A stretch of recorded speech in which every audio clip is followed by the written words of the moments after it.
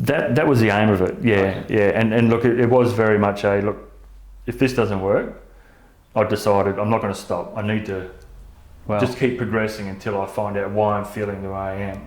And I was determined to find that. And Welcome back to the Open Up podcast and to episode 111 with Simon Cuthbert, who has over 20 years experience in the health and safety space, especially in the mining industry. Thank you for taking time to do this. it's a pleasure, thank you. First question straight off the bat. Could you please describe the way that you view yourself as a man and or human? You didn't mention that. I describe myself as a human. I've been through the phases that you go through as a younger man.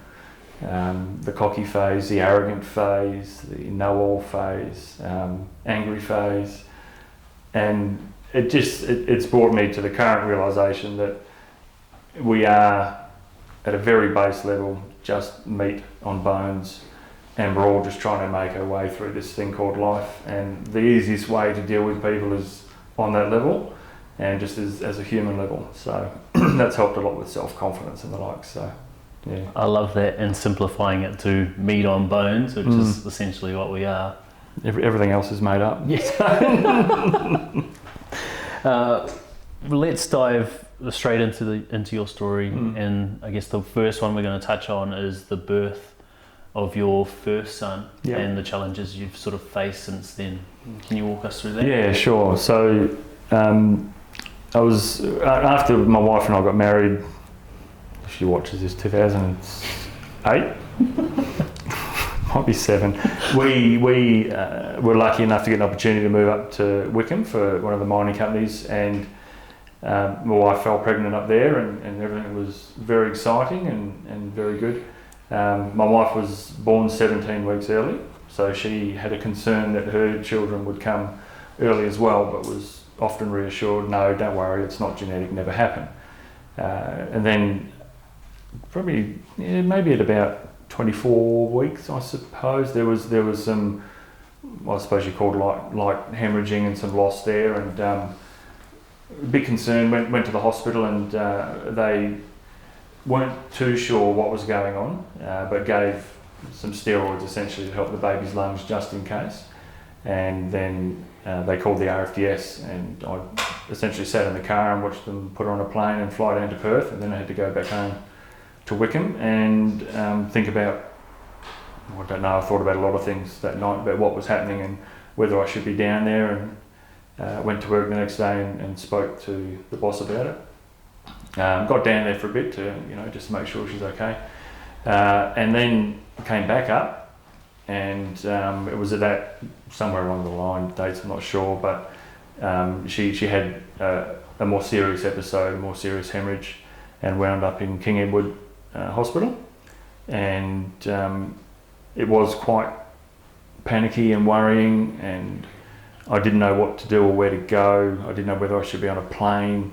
For some silly reason, I felt like I didn't want to let my employer down. Wow. All of these perceived pressures that you always hear people talking about, I mean, they come in varying, shapes and sizes. So I wound up on the phone with the people at King Edward and said, look, do I need to come down? And they said, oh, look, it's up to you, if you want to. And it got to the point where I said, if you were me, would you be on a plane? And she said yes. So I made it to Karratha, probably in a manner a health and safety professional wouldn't admit to. So no, got there and got the last flight for the day, and shot down to Perth and wound up at King Edward, and that essentially started a 6-week stay in hospital for my wife. She didn't get to go home. I was allowed to take her out in a wheelchair for a while around Subi, and just the repeated events that happened, like she had the same thing generally every couple of days, and they were pushing her to discharge at some stage and say, look, no, nothing's going to happen, go home, it's okay. And she said, no, I don't want to go. And then 2 days later, she had a major hemorrhage and lost about 1 litre of blood, and wound up in an emergency caesarean, and he was born breathless, and they had to try and tube him, and for what I remember, they had trouble tubing him, and they had to get someone else to come and tube him. in what seemed like an eternity was probably 2.5, 3 minutes, I suppose, maybe, I don't know, maybe even a minute, mate. But when I just yelled, "Is he okay?" And they said, "Yes, he's fine." Okay, so because And were you in the room? yeah, I was. Yeah, Wow. I was there at my wife's head at the time, and just looking across at them working on my newborn son. And look, it's not what you dream your first child is going to be like. And then I didn't realise after that's when it all starts. Like they're whisked off. He weighed 1.6 kilos, I think it was. Straight away into a humidity crib. They don't clamp the belly button too tight because that's where the arteries are, so they put antibiotic lines and other lines in through their stomach and start feeding them with antibiotics and caffeine and all sorts of things to try and help the little bodies keep going. And so he was essentially tube fed for 5 weeks, maybe 6 weeks in intensive care, and it might have been a couple of weeks before we're allowed to hold him. But otherwise you're just looking through the little holes in the side of the humidity crib, so it wasn't awesome. The family weren't allowed in there, you know, and tragically 2 cribs up, one day they just came and put curtains around it, and all you heard was sobbing, and you just think, far out, are we next? What's so really it's I'm going to say it's uncharted territory for anyone, and it's definitely not in any of the books that I read. But one of the things that happened was he had a brain scan, which they do for all the little ones, and they said there's a echogenic white mass. And I said, well, what does that mean? They said, well, we don't know. We'll probably find out when he's about 2. All we can say is it's there. Right, okay, no worries. So, and at about 2, my wife raised some concerns about the way his legs and his feet were operating, and turns out he's got mild cerebral palsy and spastic diplegia. So he will walk on his toes, which isn't uncommon for kids, but the difference is he won't put his leg down. He'd have to concentrate or have a serious stretch to put his leg down. So, yeah. Wow, that's a lot to go through, man. Yeah, there's a bit going on back there. Especially for your first child. Yeah, Because no one ever envisions having or going through a process like that. Like my partner's pregnant at the moment, and I've never even considered that. Yeah. I know it's nice to have a wonderful dream. Oh, it's going to be a natural birth, and you know we're going to cry together and cuddle. You know, you don't get to cuddle the baby when it comes out. It's put on a trolley and it's gone. Wow. That's it. So there's, you know, and then they said, well, what are you doing? Do you want to go with your son, or do you want to stay with your wife while we fix her up? I'm like, sorry, you want me to choose? So I ended up saying to my wife, what do you want? And she said, go. So I went with my son, not knowing what was happening with my wife. Wow, that's a stressful time.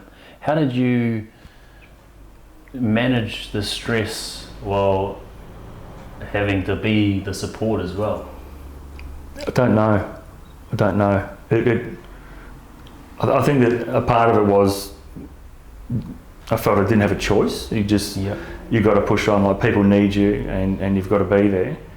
I mean, I'm very lucky in the fact that both sets of parents still live in Perth, and you know, obviously very supportive of what we're going through. Emma's mum's obviously, my wife, sorry, been through the same thing when Emma was born early, as well as her sister. So it was good that the people there had understood it, and that could actually provide some sort of guidance and positivity as to what the outcome should or shouldn't be. But essentially, work was tough going back there, but at the same time, you know, that's essentially what drove us in the end to leave Wickham. You know, we all moved back up there, and Emma suffered terribly from postnatal depression and obviously the trauma that she'd been through, which is completely understandable. And so we eventually had to move back to Perth, you know, for the sake of my wife's mental health. I thought I was okay. Yeah, I'm fine. I've come through this. I'm all good. Yeah, no, definitely not. So. Do you have an understanding of why you felt the need to be loyal to the employer, like when you're deciding whether you should go to Perth or not? Yeah, that's probably a mix of my generation and my family, like the generation of my father. But also, there is a pressure in mining. Like there's not a pressure, but there is a pressure. Yeah. You know, if you say, look, I've got to go, a family-friendly employer then turns around and says, well, you haven't got any leave, so you're going to have to take leave without pay. Yeah. Okay, that's fine, I get that. But look, is it possible for me to perhaps live down in Perth and then almost do a reverse FIFO? No, it's not within the policy. Okay, so essentially you've just got to bug out and go down there and take a hit. Well, And I think I must have come up and down close to half a dozen times just to try and keep it balanced. You know, bit of work in Perth office, but then back up to make sure the operational GM and managers were getting the attention they needed as well. So it was a juggling act, but yeah, there is a perceived pressure there, but there's also, you know, the pressure of the fact that you've got to provide for your family. Why? That more than likely is a long-standing, I don't know if I can say it or not, but a thing surrounding testicles. You know, you're the man, so like get on with it, boy. And so there's definitely an element of that. Completely disagree with it, but you know, and also my father stayed in the same job for 30 years. A lot of people do that, and yeah. So I don't know. It's a weird mix of things, mate. In that, I guess that period where your son's in the, was it incubator? Yeah, in ICU, yeah. I can imagine there's like a feeling of helplessness because you have absolutely no control over what happens. Correct. How do you deal with that as like the male and the provider? Yeah, you learn real quick how to change a nappy through 2 portals. I don't know, mate. It's an very interesting question. There's a certain amount of not giving in, but just accepting the fact that you can't do what you dreamt of doing when you were growing up and wanted to be a father. Yeah. You were at the mercy of specialists and the likes, and that was fine. I had no idea what to do. I'd just hang around the crib, stroke his head, you know, I'd wheel my wife around to make sure she could get down to ultrasounds and see the baby, and then really just listen to what the specialist had to say and keep our fingers crossed that he was going to pull through. So, wow. Yeah, it's I can't imagine what that's like, but that must have been pretty hard to deal with. Yeah, it was pretty ordinary. Yeah. Were you able to express how you felt at all? Never did. No. No. I'm a bottler typically, and look, I'm not proud of it, but I mean a lot of things in terms of memory. I don't remember a lot of things. Like I can't remember my childhood, for example, and people find that a bit odd sometimes. They're like, "Oh, well, what's your earliest memory?" I'm like, "Oh, well, maybe my 13th birthday." But that's only because I know I've seen a photo of me standing with my mate. I can't recall the actual part.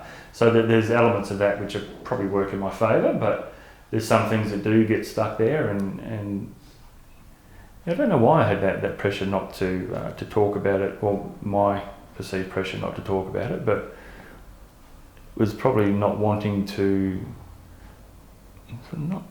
It wasn't not wanting to show weakness. It was probably just wanting to stay strong. Yeah.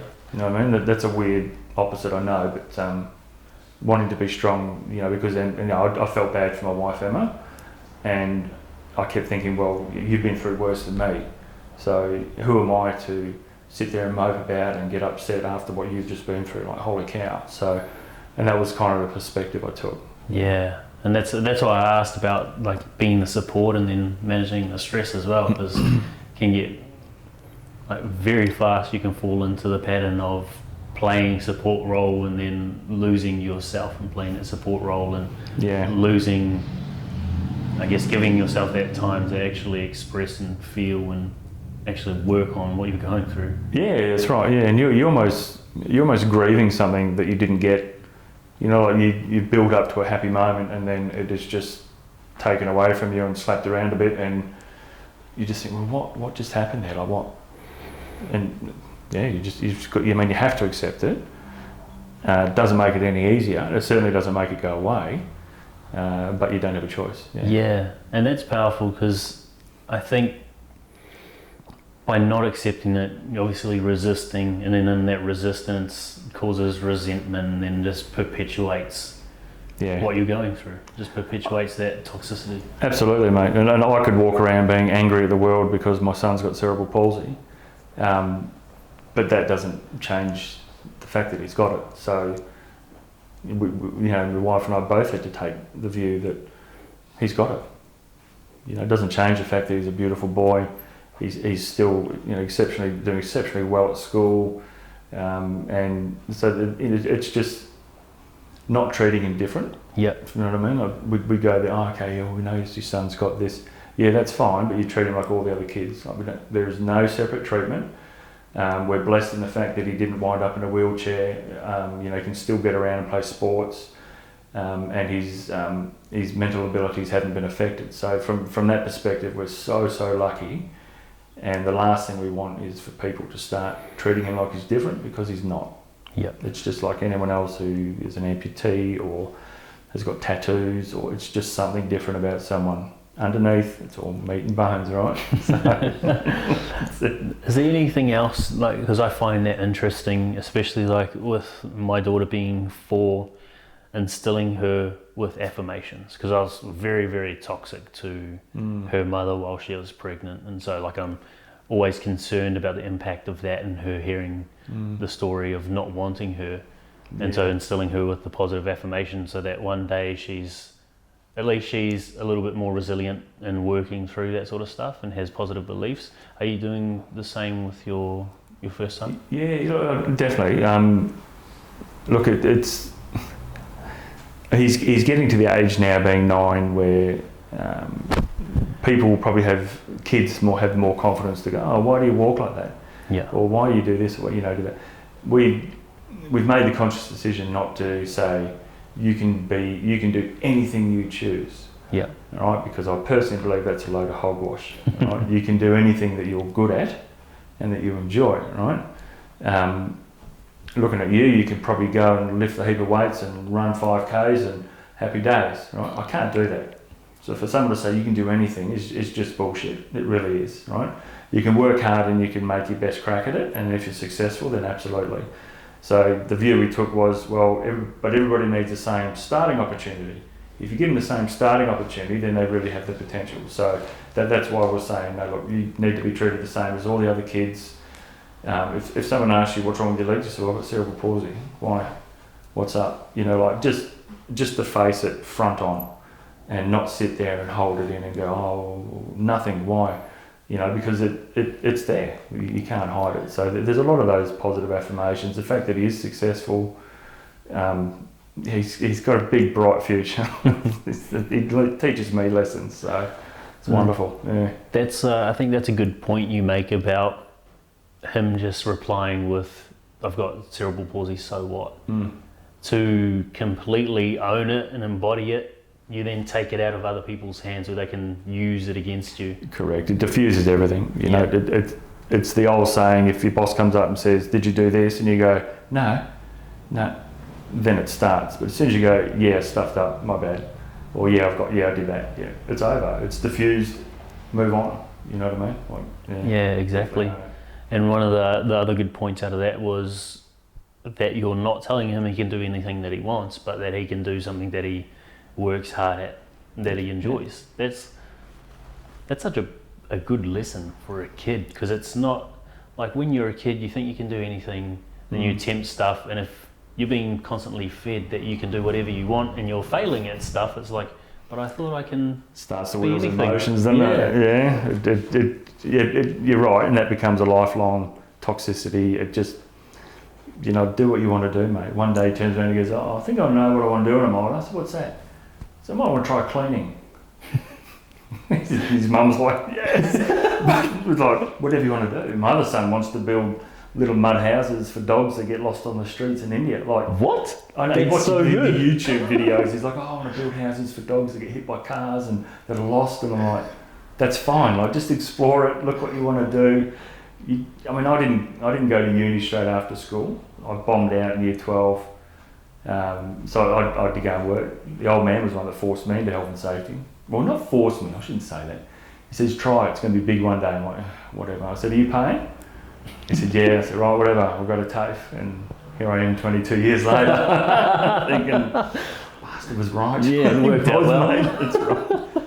Yeah, so.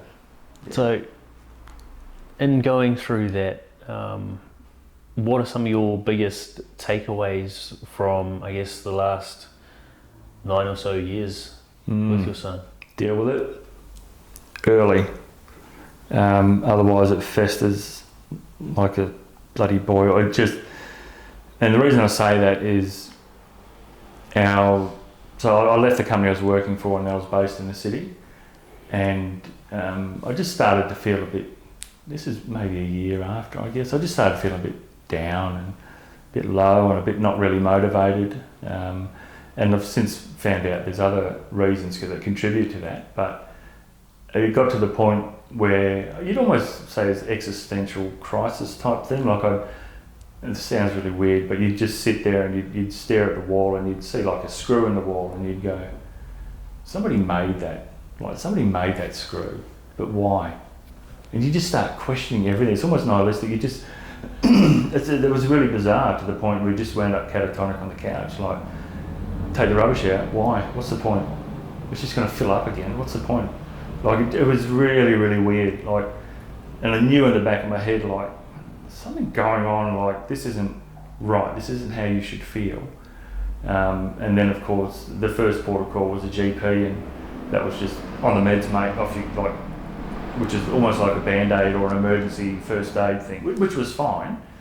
And that got me to the point where I was able to essentially slowly crawl my way out of it, and I'd have to try and go back to work because I had some time off. And then the first time I tried it, I had a panic attack and my dad was driving me.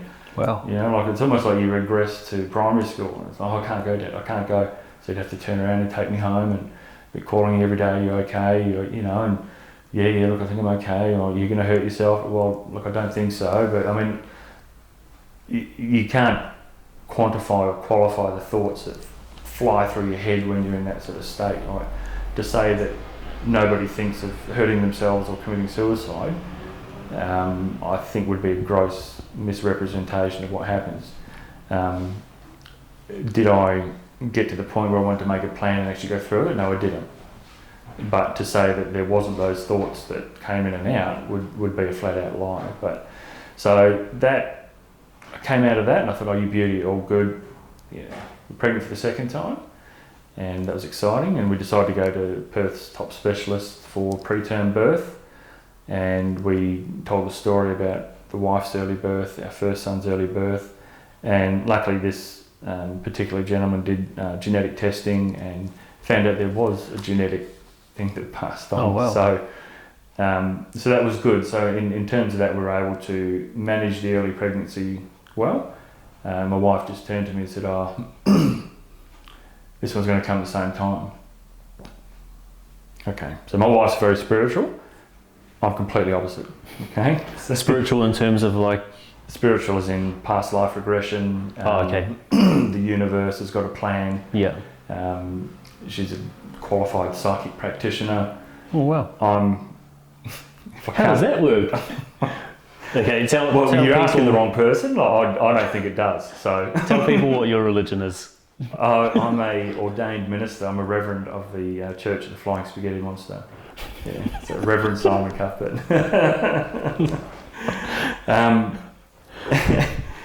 So look, we're completely opposite in our views of how things happen in the world and consequence and cause and that. So, and that works. Again, like I respect her decision to want to believe in that, and completely forgot what I was saying. Something about the second kid. Oh, genetic testing, something or other. ADD's not that bad, if you can remember that. Oh, shit. Sorry, you're allowed to swear on here? 'Cause I do, yeah. Oh, your wife was saying that it's going to come at the same time. Oh, and she's yeah, spiritual. she had that feeling, yeah. And I'm just like, okay, well, look, we're going to see the specialist. She's like, oh, no, we'll try our hardest to get the full term. You listen to the words, you're like, try your hardest. Okay, righto. Lo and behold, exactly the same time as the first one started, having about 24 weeks, same issues, you know. So again, in hospital, she had a 6-week stay in hospital again, pumped with meds. I said, no, we should be able to get it through. And this one was born so the first one was born 30 weeks 1 day, and this one was born 30 weeks 3 days. So not a lot of difference, no. But this one was a lot more controlled. It wasn't an emergency C-section, it was a planned, you know, we'll do it now. And that was good, very different baby. Like, and my wife's always said if she had that baby first, she wouldn't have had a second one. So personality-wise, very different, a lot of screaming. Yeah, very, very different. So that probably, and look, I reckon that triggered me again, the second birth, even though it was controlled, and you know we got to hold the baby afterwards. Just the little ways of coping with things in terms of I'm drinking a bit more, I'm drinking way too much. You know what I mean? And then you move to Port Hedland because you got another job opportunity when the baby's 1, and then you think, oh, okay, well this is good. No, that's not good. No, I don't. You know, having support in your family is good. You know, it got to the point where I was just sat on the couch one night, crying my eyes out, telling my family I think I've got a drinking problem, and you know that's not fair on a lot of people. Not fair on yourself, but it's not fair on your wife who's up there without her family. It's not fair on your family that are down there getting a text message. It's so I mean that started a bit of a journey on me trying to find out what was going on. So I visit one of the resident psychiatrists up there. You know, like get into the EAP. You know, a lot of people bag them out, but it probably is luck of the draw. And I'm a firm believer you have to get along with your therapist. Yeah. Otherwise, it becomes nothing. So, and look, to make things better or worse, we moved to Panawanica, and that was wonderful for the kids. Beautiful little town, but again, so isolated. And so kept on with EAP and went through everything as to why I couldn't be motivated. I couldn't get excited about stuff. I just wanted to sit around. Couldn't progress in my career. All sorts of things. And you know, it ranged from it's essentially. She seemed to have a view that it was more than likely because I was abused as a child, and I wasn't. Was it tough? Yeah, interest rates were 18%. Mum and Dad were busting their guts to try and get by. How much? 18% they were. Mind you, that you know a block was $50,000, but so the wages were low too. Yeah. So it was tough. Like to see Dad, we had to go to work with him when he worked at the airport car park, taking money from people. You know what I mean? So there's times like that where you think, yeah, it was tough, but we were looked after. There was always $20 to go to the movies. You know, we got fed every night, probably a bit too much, but so that was all fine. And there's nothing there. And and then we left Panawanica, and that therapist left. So I thought, I'm not going to go through my story again. I'm done, and I threw that away. And it wasn't until my wife went to see a friend of hers whose husband's got ADD, and he was, they were talking and her friend was saying, oh, okay, yeah, well this happens, and it was like, oh, it sounds a lot like Simon. Like, then she came home, she goes, oh, have you ever looked at, like, you might have ADD? I'm like, bugger off, like, what? I said, do I run around hyperactive? And, but it turns out I'm a knee jiggler. I was a knee jiggler. I am too. Chronic, right? Yeah. And so was one of my uncles, and so was my brother. And anyway, so I thought, yeah, whatever, and did a bit of research. And I thought, oh, yeah, it does, but you know how it is.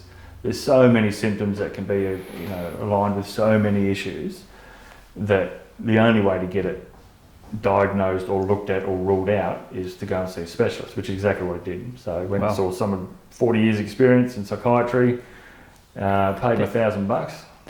That for you, was that going into it hoping, oh, I might get something that's going to explain why I am the way I am? I need to just keep progressing until I find out why I'm feeling the way I am. And I was determined to find that. And so I thought, well, with $1,000, yeah, okay, look, can't really afford it, but I may as well go to rule it out. And we had to do three tests, and at the same time I was doing 3 tests, psychiatrist was interviewing my wife asking her various questions back and forward about my behaviour and bits and pieces. You know, like I'd always forget where my wallet was, or Oh wow. I'd still do it now. I walk out and then I get a text message from my wife with a photo of my lunch on the counter. And you think, oh yeah, well it's just whatever. But he said, no. He said, you've done the tests and they're all built in with things to make sure they identify if you cheat or not, or try to cheat. And he said, you've got a deficit, like an attention deficit disorder. It's like, you sure? He's been doing this a while. And my wife started crying because she found out, it was wrong, and I was just like, and for some reason I felt like I cheated the system. Like, oh no, I've just cheated the system. I don't know why, but Well, you've like cheated it to get that result. Yeah, to have some sort of certainty. Yeah, it was weird. Wow. He said no. And I said you can't do that. And he says, but he says what we can do is pop you on the meds. And I went, oh, he goes, it's the most effective way and proven way to sort this stuff. So yeah, okay, whatever. Reluctantly jumped on that, and from that day, I think I took my first tablet the same day as the appointment, and from that very night, my behaviour changed. Like I didn't get cranky so much. Like I used to lose my temper with the kids. Like I'd never strike the kids. I'd never strike my wife. I'd just lose it. And my wife would go, what do you do that for? I don't know. What do you mean you don't know? I literally have no idea why that just happened. I can't even remember it. So that all changed dramatically. And the relationships between my boys and my wife have been marvellous ever since. Yeah. That's awesome. Just fascinating. That's cool. And I like hearing these stories where drugs or medication have had such a profound impact on someone, because it's either yes or no for a lot of people. It's either yes, you should take medication, or no, medication's bad for you. Yeah. And so I love getting different stories of people using different modalities and methods, and it's cool to hear that, especially that behavioural change like that night. So quick. Amazing. Like, and am I still forgetful? Yeah, I am very forgetful. do I still run off and do other things, or I can't hold a hobby really? Yeah, I do. Am I now realising all the things that it's like it all sounds wonderful, but you start thinking about all the things in your past, and you think, well, oh, is that why? And so you almost feel a bit robbed and cheated as well. So there's still a process to go through. Like it's not just take your Dexies and off you go. You take your Dexies and then you think, oh, bugger, is that what I've missed out on? Or is, if I'd known that here, I would have done this. Like, so that you've still got to work through that. So even though you've identified a neurological issue, you've still got to deal with the psychological issue that comes with it. You know what I mean? And accepting the fact that that's what it is, and that what's happened in the past is gone. It's lost opportunity. You've just got to move on now. So it's still a work in progress. I mean, I'd be a liar if I said it wasn't. But it's one worth going through. That's for sure. Yeah, and we're talking about that beforehand, and me getting myself to a point where I'm like, hallelujah, I'm healed, I'm good, no more mental health issues for me, and then bam, like straight away back into the depths, back into hating myself. And if you expect life to be linear and to always be happy or content, you're in for a rude awakening. You certainly are. You certainly are. And that's a big difference between the brain and the mind, isn't it? Like your brain just sits there going zap, zap, whatever, and your mind's just going, yeah, I'm just going to mess with this guy today. Like, this is going to be sweet. But resilience is the key. Like, we're all going to have those downs. It's just how far down we go, and the ability to bring ourselves back up. And that's what I really tried to work on, is that, okay, having a really crap time at the moment, but I know it can get better. I know it will get better. Doesn't feel like it, I have to acknowledge that. But it's that resilience to get back up. And that's the other thing we try and pump into the kids, is that's all right. You've been knocked down, let's get back up. You still acknowledge all the emotions and the feelings. I don't want you to suck it up, princess, or any of that garbage. Just, this is how you bounce back up. Understand that life is crap. Life will throw everything at you it can, and then some more. And it's going to be tough, but you'll get there. Yeah, I think that's one of the things that's allowed my life and the podcast to progress so much as I've convinced myself that I've got a beginner's mindset, that I'm like an obsessive learner. I say that all the time, and that's, if you frame it that way, then everything you do, whether you win or fail, you learn something from. Yeah, absolutely. And it's always out to get you. There's always one tragedy after another. Like we spoke before we started, you know, in between the two births of the children, two grandfathers, an uncle from an overdose went, and more recently, a couple of years ago, another one ended up committing suicide. You know, and you think, I mean, I still count myself lucky because I wasn't the one. It was my father who went around there and found him, essentially. Like the first time he tried, and the second time when he succeeded. Like, but that's the thing about mental illness and people who are at that point. I wasn't. This might sound awful, but I wasn't sad that he was dead. Mm-hmm. What cut me up was the fact that somebody was feeling so alone, and this is the same for anyone who commits suicide. The amount of empathy I have for people that feel so alone that they don't feel like they can reach out is soul destroying. It's just something that I can't understand. You know what I mean? Like I can't even put into perspective what that point is like, and it's just feeling bad for people. You know, like it's terrible. That's one of the things I wanted to ask you about your story is like the constant willingness to reach out. Like you say, you reached out to the GP. I think when you were catatonic, you went and seen him or seen her, and then you reached out to a psychiatrist and an EAP. Like those are big steps for people in those positions. How did you work through that or give yourself permission to do that? Yeah, it's interesting. When I was younger, I was probably of the suck it up, move on type thing, and I probably paid for that later in life. You know what I mean? There's it's interesting now, the commentary where you say, oh, you still need to spank your kids and just teach them a lesson, and wow, whatever. Like it doesn't work. Like, that's another conversation. But to say to someone, don't be a snowflake, or suck it up, princess, achieves only one thing, and that is a bottler. That's it. And then, you know, you wind up like that. And some people manage to figure out in their mind that it's okay to go and get help.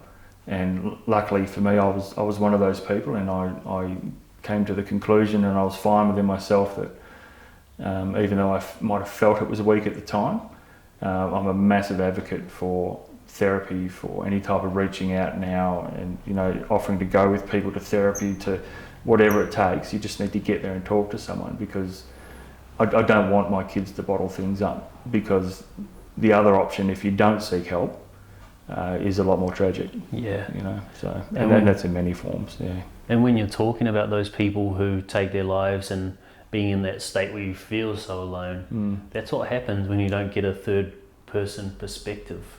Even if that's just journaling it and reading it and thinking, holy shit, is that what I'm thinking? Yeah. Because otherwise you've got that negative cycle, negative thought on a loop, cycling around in your head, and all it does is compound and compound. Yeah. And so does the self-loathing. Yeah, I mean, I'm very thankful that I've not been to that point, and I guess, you know, we hear about some of the really good helplines and the really good offers of, you know, well, if you're feeling that way, just call me.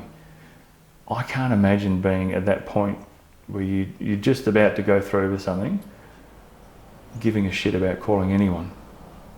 And to me, that's one of the biggest things that we can't solve at the moment is how to get someone who's in that mindset. And you know what you're like when you're in that mindset, you don't, nothing else matters. There is nothing else. And last thing you do is pick up a phone, most people, and call and say, okay, well, this is it. Some people do, and hat off to them, absolutely. But it's got to be more about prevention. It's got to be more about early culture intervention. There's got to be some stuff here so that the helplines aren't needed. Yeah. That's where it has to be.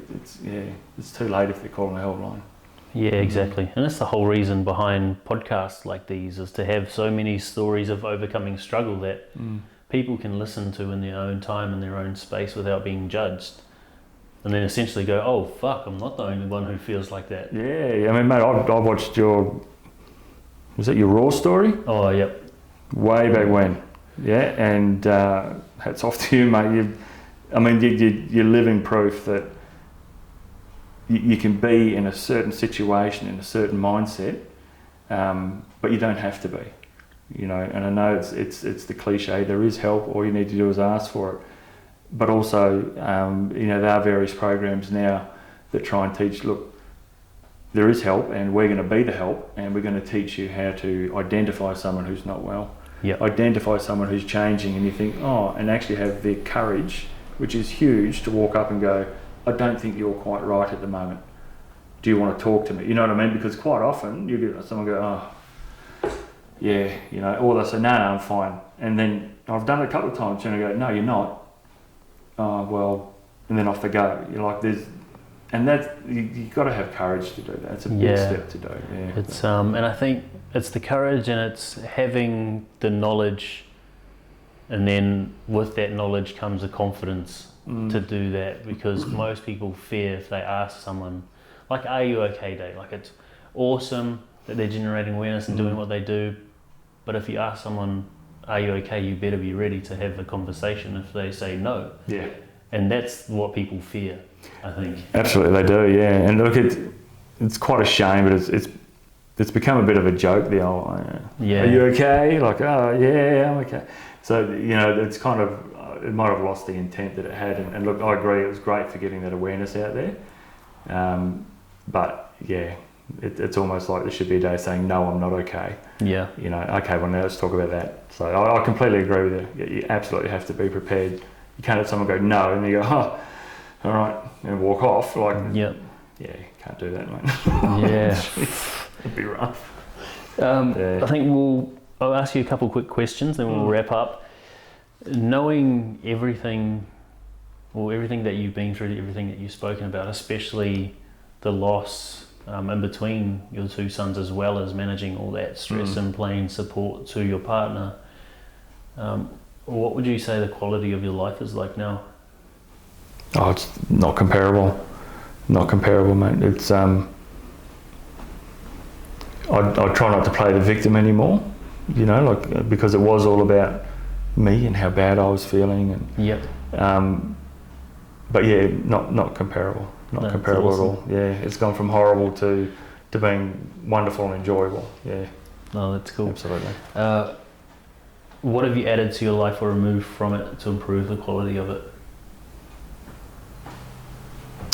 I've added outdoor activity. I'm 42 this year, so gardening's more appealing.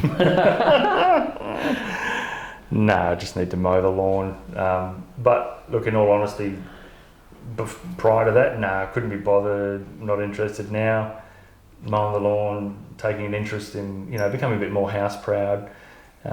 President of the T-ball association's out there with the kids playing T-ball. And actually probably one of the biggest things I've done is become not only more open to the family, but more involved in the community. There's one thing I can recommend to anyone, doesn't matter particularly with ADD, but even if not, is that face-to-face contact with someone every day. It's amazing how that lifts your mood. You can be having a crap morning and then you're talking to someone and walk away with a buzz. Like, we're social. We need to talk. If you're depressed and antisocial, it's not that helpful, but it's so community involvement and being outside. Yeah. And Fortnite. Oh, sorry, Fortnite with the kids. Yeah, the old Xbox. Yeah, I'm sure the wife loves that. But that's all right. Yeah, it's good. What are you most grateful for right now? A wife who's been through an absolute shitload, and yet still had the kindness of her heart and fortitude to stand by my side while I went through my things as well. Because without her, mate, I would be destitute somewhere doing something I didn't enjoy or not good for me. So to have that support has been nothing short of amazing. Yeah, that's awesome. Yeah. If you had the chance to put a message on a billboard somewhere where you'd know thousands of people would see it every day, what would that message be? That's a good one.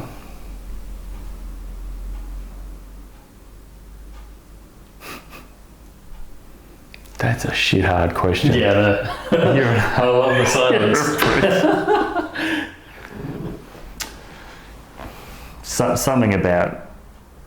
Something along the lines of we're all human.